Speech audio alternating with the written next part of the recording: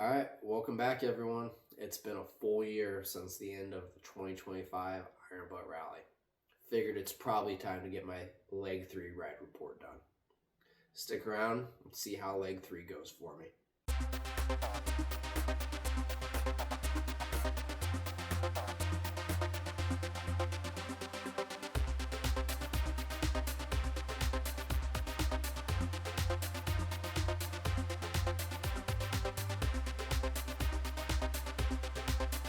So, leg 3 starts off bright and early.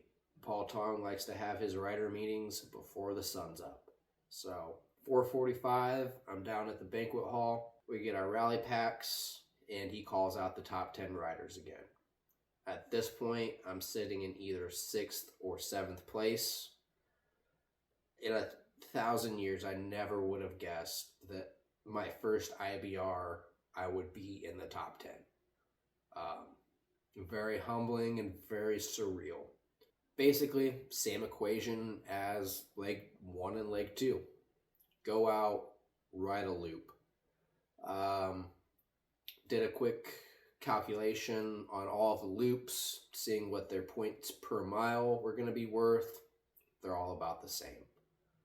So, looked at which loop was going to give me the most options for high point bonuses outside of the loop, and I came to the conclusion very quickly that the Mike Brook loop was the loop I was going to do.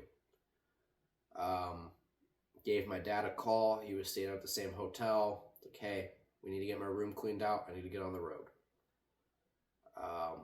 I'd left everything sitting on the bike the night before. Helmet, stitch, everything was ready on the bike for me to just walk down, hop on, and ride off. Get the bike moving. I'm probably one of the first 5 out of the parking lot. Someone might have beat me out, but I couldn't tell you who. And I'm heading to Glacier.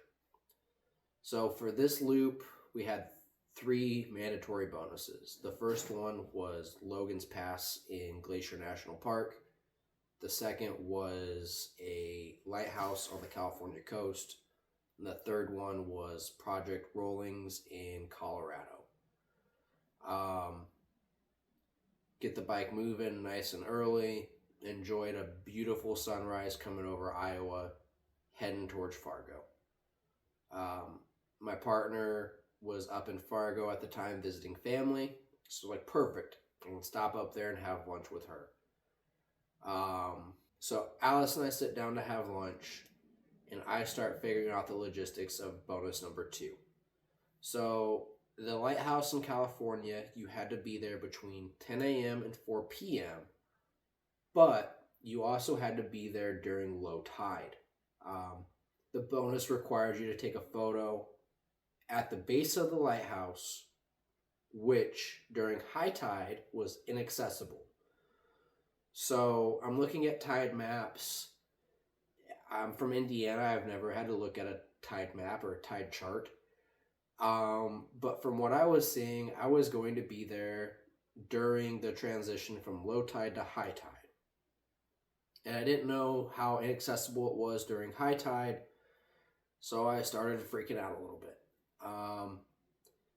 I gave the lighthouse a call. I'm like, hey, I'm trying to visit your lighthouse on this day.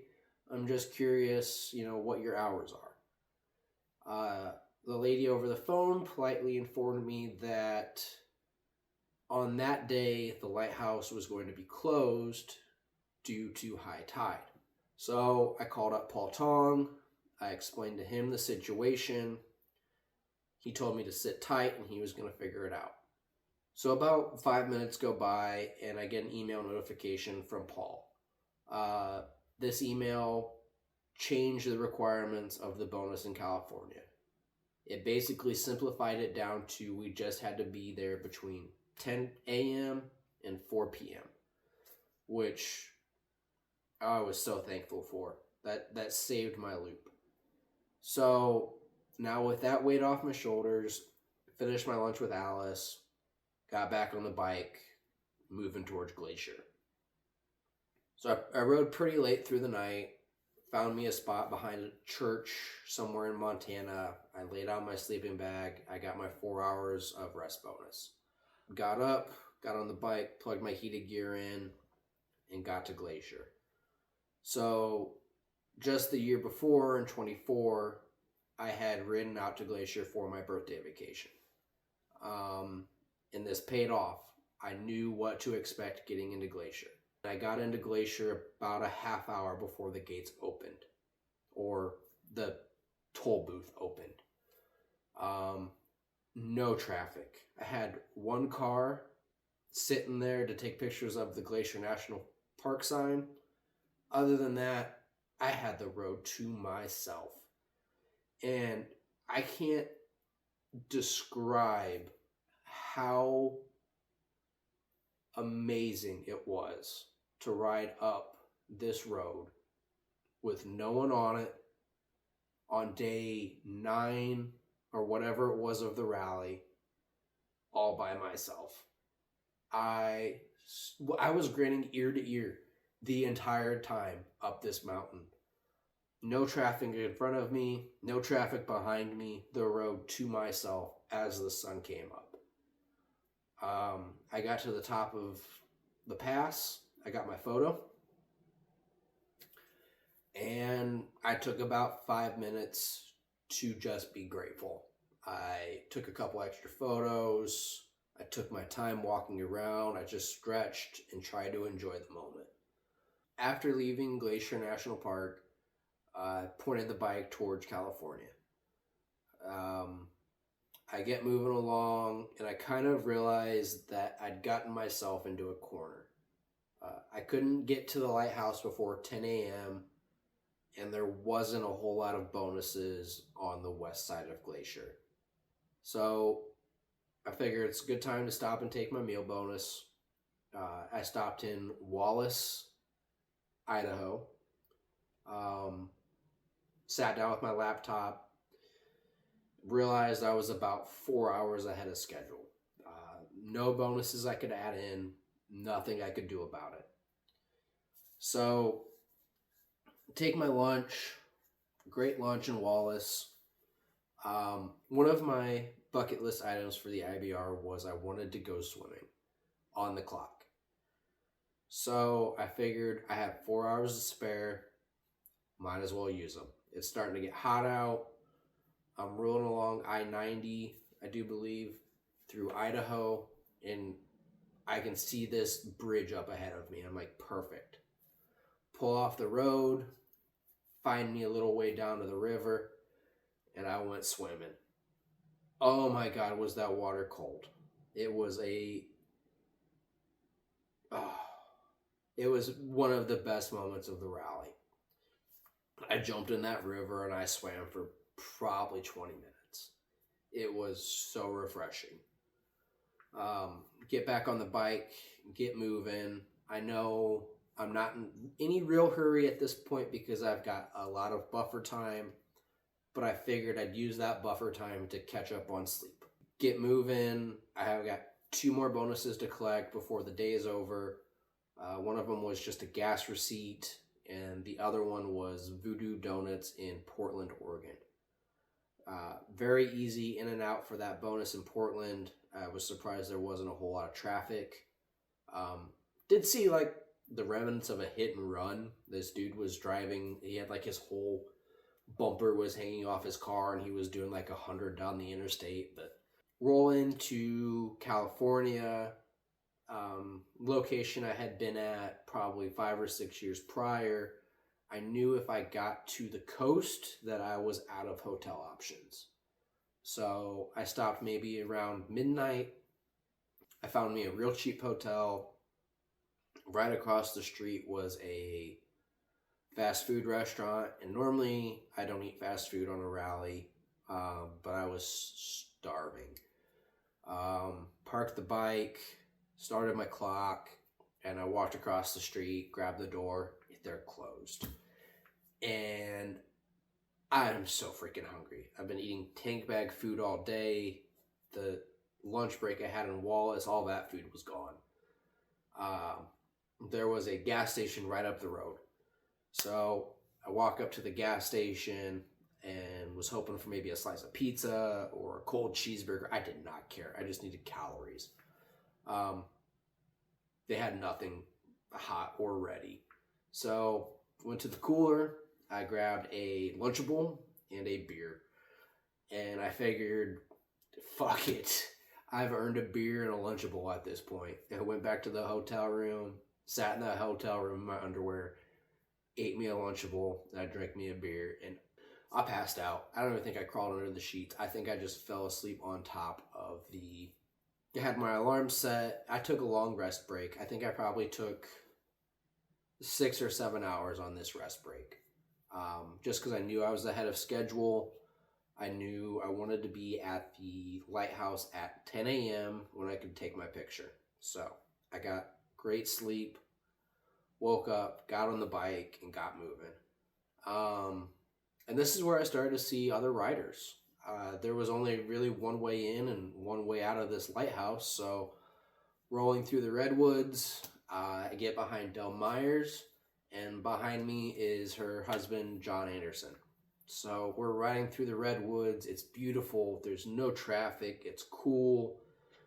Get out to the lighthouse, and it's like a little celebration, a little reunion. There was probably 10 to 15 of us. Maybe not 15, maybe 5 to 10 of us out there. Del, John, Jeff, maybe Carrie Miller. There was just a whole group of us out there just hanging out from probably 9:50 to 9:59. Everyone's chatting. Everyone's having a good time. 10 o'clock on the dot, everyone goes back into rally mode. Every single person in that parking lot was back in the game. We all take our individual photos, and the parking lot clears out in about 30 seconds. So at this point, I was having some electrical issues with the bike. Found out later that my heated gear had a short in it, and it was blowing my main fuse to all of my electronics. So I popped the seat, replaced the fuse. I was the last one out the parking lot. Get moving, get to ride back through the redwoods. It's just so beautiful. So early in the morning that there was no traffic. Realized I had a little bit of extra time, so I added in a bonus up at Crater Lake. Absolutely gorgeous ride, high elevation, so it was nice and cool. I was so happy I went after that bonus. After the bonus at Crater Lake, my next bonus was in Winnemucca. Get down there, super simple bonus, get my photo, get moving again. The next bonus I needed to get was in the Bonneville Salt Flats area. We just needed a little poker chip from a casino, any casino. It didn't matter which one, but I think we all ended up choosing the same casino. It was right off the highway. I got there pretty late at night. I pull in, and John Anderson had just walked out of the casino. Said hi to him, talked for a minute. He kind of gave me some direction on where I needed to go get my chip, which was very useful. Walk in, and there was this group of people at the poker table, and it's like 2 o'clock in the morning, and these guys' faces just all light up, and they already know what I'm doing. You're on that rally too. They're all... I walk up to the guy. He's like, it's $1. I'm like, perfect. I give him $1. I start walking out of the casino. I walk out into the parking lot, and there's Del Myers parked right next to my bike. So talked to her for a couple minutes, did the same thing John Anderson did for me. I told her, you walk in, walk up the stairs, there's a table on the right, it's $1.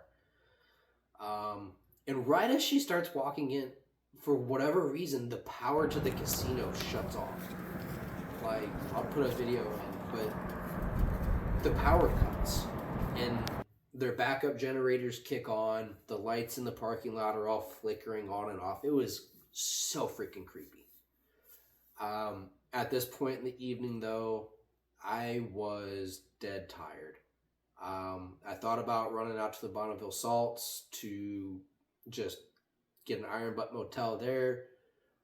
But on my way in, I'd been searching hotels and I found there was I think it was like $39 for a night. I'm like, I can't. I can't not do that. Sleeping in a hotel, you're going to get better sleep than sleeping in the Bonneville Salt Flats. So, pull into that hotel, get a good night's sleep. So I wake up bright and early, get moving before the sun's up. I'm heading towards Colorado. There was 2 more bonuses to pick up between the Bonneville Salt Flats and Project Rollings in Colorado. Stop and grab them. Had no issues. But this is where things really started to get fun.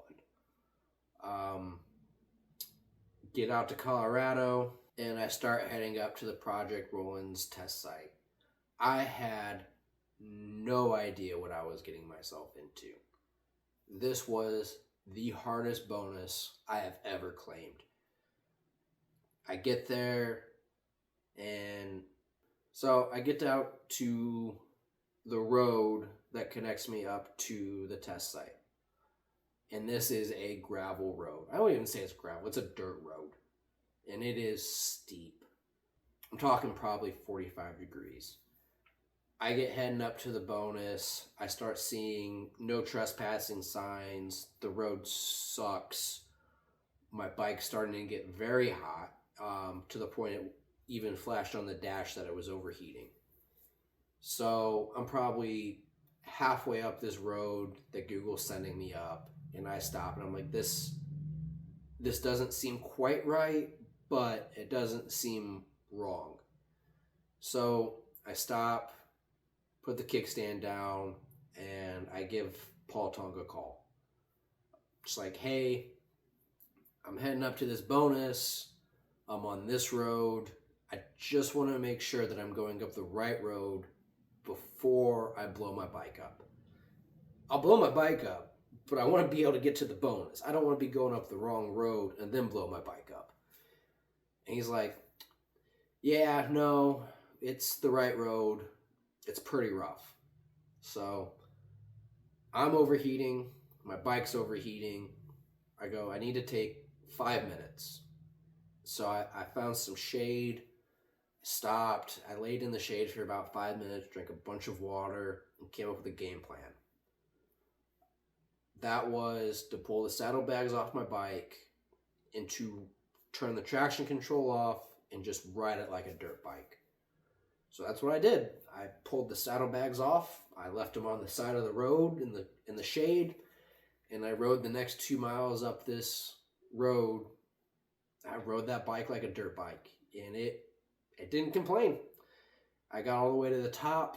I took my photo of that bonus, took a minute of gratitude just that my bike had even made it up that road, that I had made it up that road.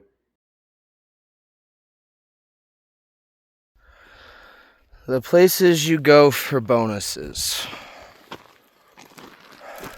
I know it doesn't look that steep, but it's steep. So is that.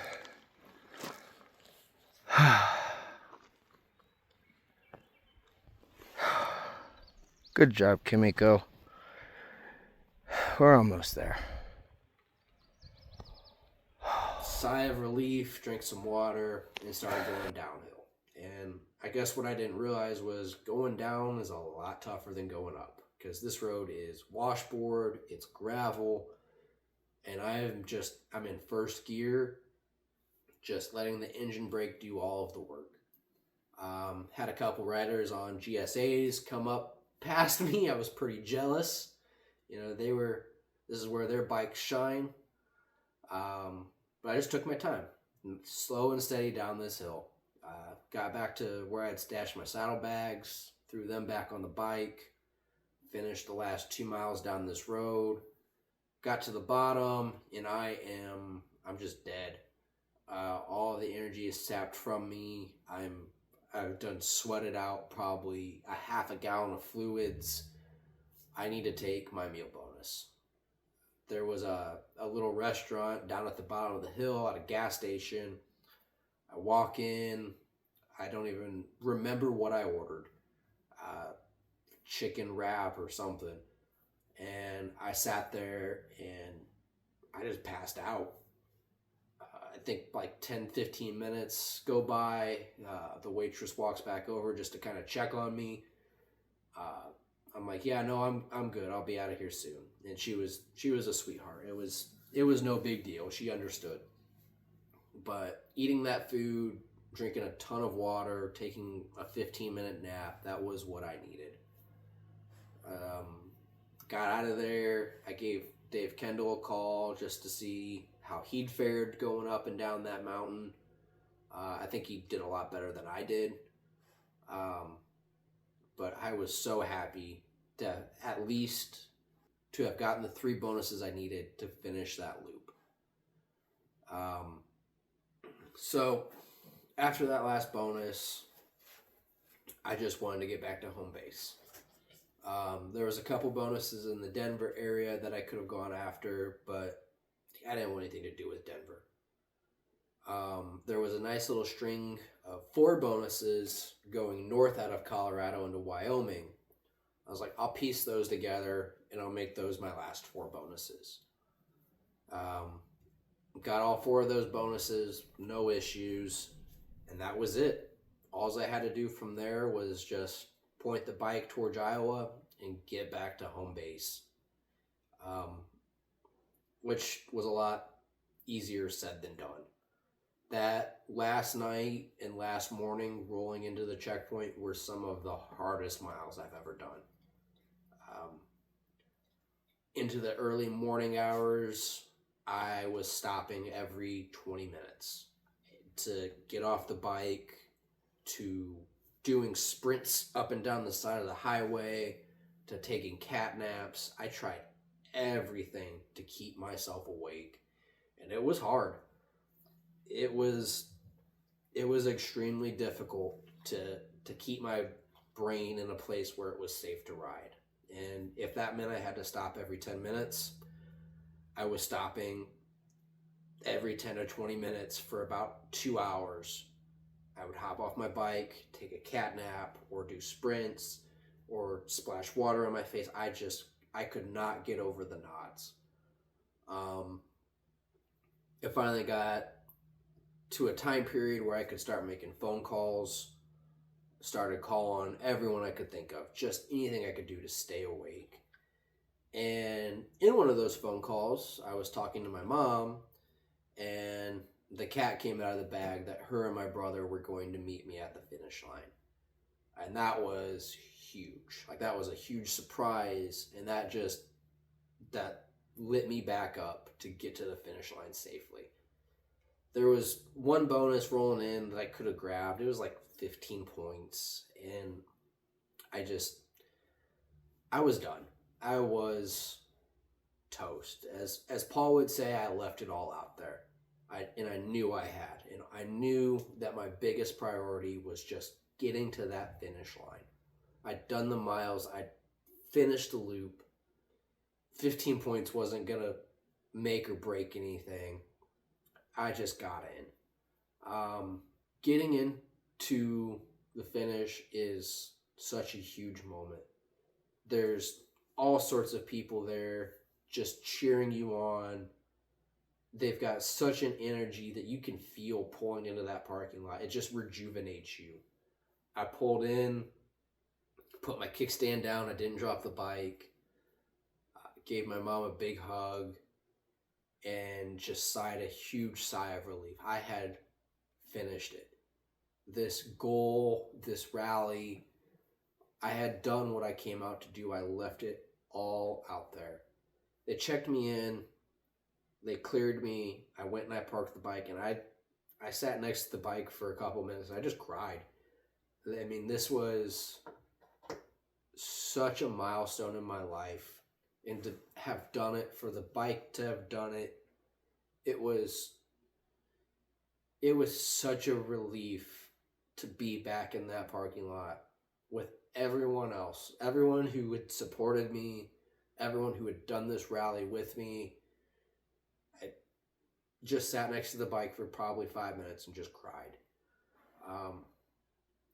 Once I pulled myself all back together, my mom and brother were like, let's go get breakfast. I'm like, okay, let's go get breakfast. So we went and had a nice breakfast, and at that point, they needed to start heading back home, which I totally understand.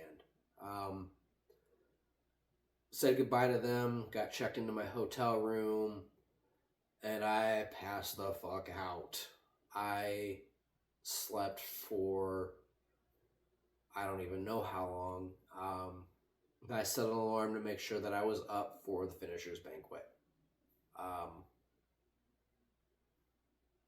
Finishers banquet was fantastic. It was great to see everyone come back in. It was great to see everyone showered and just hanging out. We're having drinks, we're sharing stories, we're having laughs. It was fantastic to have that camaraderie with everyone else who had just done what I had done, who had been out there for 11 days with me, to share a moment together, to enjoy a meal, to enjoy a drink. Finishers banquet was top notch. Everything Paul puts on is top notch. They read out everyone's names. Everyone gets recognition. If you finish this rally, you get recognition. You go up, you get your hat, your pin, your plaque, you get all your goodies. They go through everyone, and then it's time for the top 10. At this point, my name had not been called, so I knew I was in the top 10. He calls up all 10 of us, and we all go get to have a nice front row seat. Sitting up there with the big dogs. I mean, just to take a moment to recognize that me doing this well in this rally wasn't just me.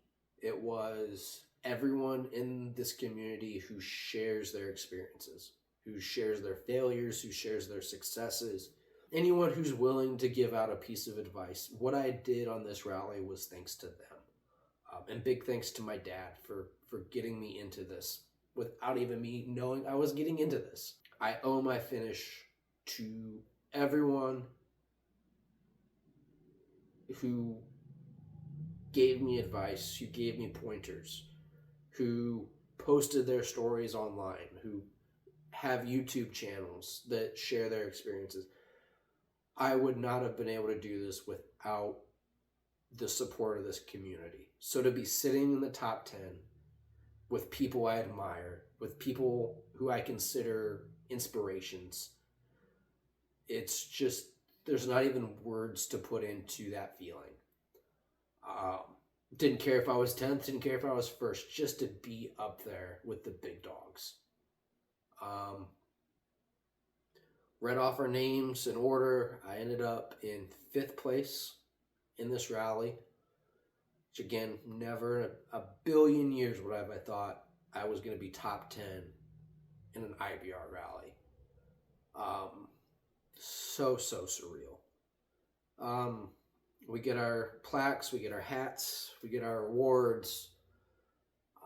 Got a nice little trophy out of it, and that was pretty much it. That was the conclusion.